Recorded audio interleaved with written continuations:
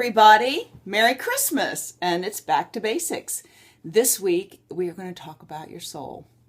And the questions are basically, what do I do to feed my soul? Especially this time of the year. Yes, and things along what is a Christmas gift? What are gifts you're giving yourself? Christmas gifts you're giving yourself that feed your soul. Well, I'm going to tell you straight up, this is not close to Christmas yet. Matter of fact, we're headed home next week to the States for a couple of weeks to be with family for Thanksgiving and family wedding. So all my family will be together. So I'm going to pretend it's Christmas week next week and talk to you about the fact that my spirit and soul are going to be filled with lots of familial love and relations and hugs and energy and enthusiasm for seeing people I don't get to see very often and to celebrate being part of a really terrific family. Oh, golly. This is not what I was going to do, but I'm thinking about it and I'm getting all mushy.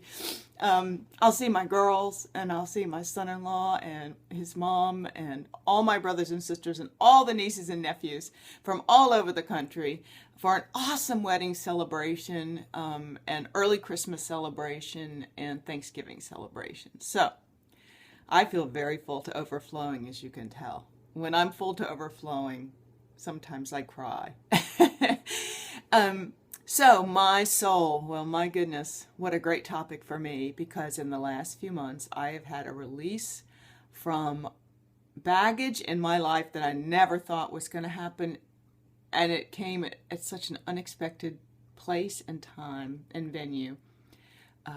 I was invited by a friend to do a Brené Brown study that Oprah was promoting online. I'd never done an online study before. Scared the crap out of me that I wouldn't understand how you do that.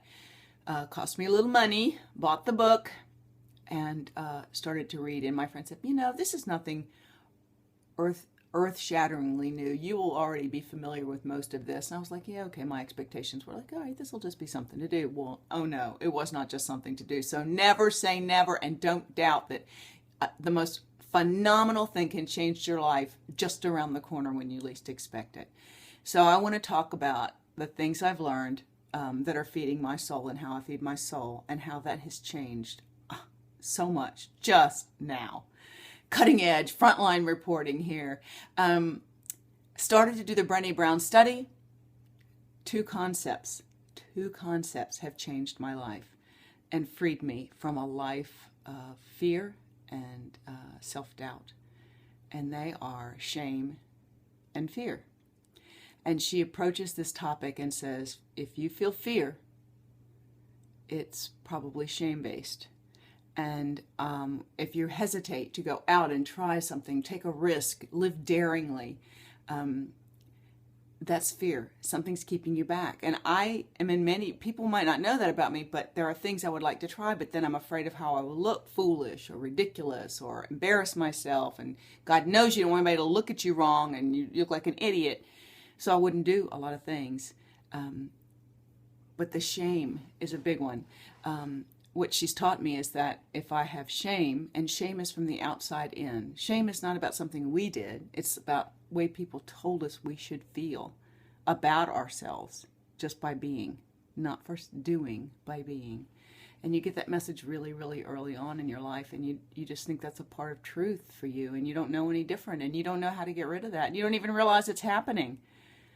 But when I realized that shame was happening, I kicked shame's butt out the door, and I was given tools to do that with this study. If you ever felt, I'm not good enough, I'm not pretty enough, I'm not smart enough, I'm not thin enough, I'm not attractive enough, I am not creative enough, I am not a good enough athlete, I am not a good enough anything, I'm not good enough, period, just by breathing and taking up space on the planet. Hello, that was me. Y'all might not realize, but that was really, really, really me. And still, post-weight loss, still there. Still that seed is there. But now it doesn't happen anymore, because when I have a fear to try something, I know it's a shame voice in my head saying, you're not good enough to try that. And I stand straight up and I hold my sacred ground and I go, I know who you are, and I know you're a liar. And so you get the hell out of my face, because I know I am more than enough just as I am. and I'm going to do it. And that's what works for me. And I do it, and I see it, and it's tremendous. So that's my first thing I do for my soul, feed my soul. I speak positive affirmations. I stand my ground. I have healthy boundaries now for myself. I don't go and do too much busy because it keeps me away from the things that really feed my soul. I don't need to be running after trying to fit in with people. I only look to invest myself where I belong naturally. And where I belong, it's feeding for me and the other people. Where you try to fit in and you're having to change who you are just to belong somewhere or to try to have people. I don't just need to have people anymore. I got plenty of people right here. So the next thing I've been doing for myself is meditation. After I did the Brenny study started, Oprah popped up with another thing she offered with Deepak Chopra for free. And I went, you know what? I want to learn how to do this too. So I started to research meditation online. I've done it several different kinds just from listening to things on Facebook or YouTube or reading a book. I actually got there's lots of things on YouTube. And I'm doing Deepak and Oprah. And just giving myself that time every morning is about centering, setting my intention for the day, my goals for the day, getting my head and my heart in the right place. And all my desire ever is to feel, and meditation is no more than feeling unified with the divine. That means you're sitting in the presence of the Holy Spirit or God or the great creator spirit or however you want to say it or see it or be it. Sitting and quieting, it's a natural thing for my body to. My heart was so happy that I started to train up those little muscles, and that's made me stronger and stronger and healthier and healthier.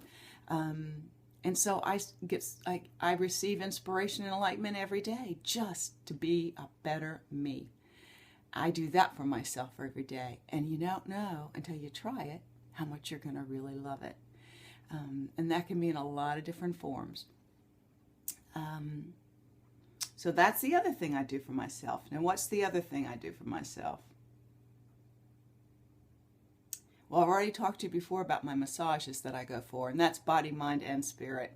And I think it's important to realize that when I am touched, there are ripple effects in my spirit just from being touched. That nurturing, they say everybody does better with a hug. There's not enough hugs given. Do you think the hug is just about touching the flesh? It goes a lot deeper, because what it does, all the things from the touching, get all those endorphins, and then you just feel better and better and better. And I know that's not exactly soul, but it feels like your soul. It feels soulful to me. For example, one of the massage techniques that he does is a head massage.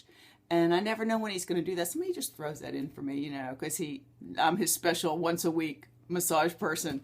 And the other day, he embraces your head, and he really strongly, like when you want to be calmed down, or here, or here, or here, or think about when you were a child and somebody touched your head or ruffled your hair or patted you on the head. That's a feeling of being affirmed, an affirmation, and that feeds your soul. So even in massage, I find it to be a soul-filling experience, a spirit-filling experience. Now, you got all this spirit-filled stuff going on. What are you supposed to be doing with it? It's supposed to flow out of you. And if things aren't flowing out, you're still blocked somewhere. So I encourage you, especially my wish for you this holiday season, whether it's Christmas or Hanukkah or whatever you celebrate, that you realize how special you are. And I want you to sit down and make a list of an affirmation list. And I want you to sit down and just sit quietly for a little bit and think, let things come to you. All the things. If you were someone else separate from you, look at you and make a list. All the things you admire or see traits in that person. It's not you. This is the other you. And I want you to stop and make a list. And let those things be positive affirmations about things you see, insights you have into the character of that person that you're talking about. And you make that list and you keep it. The more we feel strongly and positively about ourselves, the more our spirits are free to flow out in love and graciousness to other people. Because if we're judging other people, it's really coming because we're judging ourselves. So let's think positive things for ourselves, and then there won't be judgment outside of ourselves for others this holiday season in particular. Many, many Christmas blessings to all my friends. See you. Bye.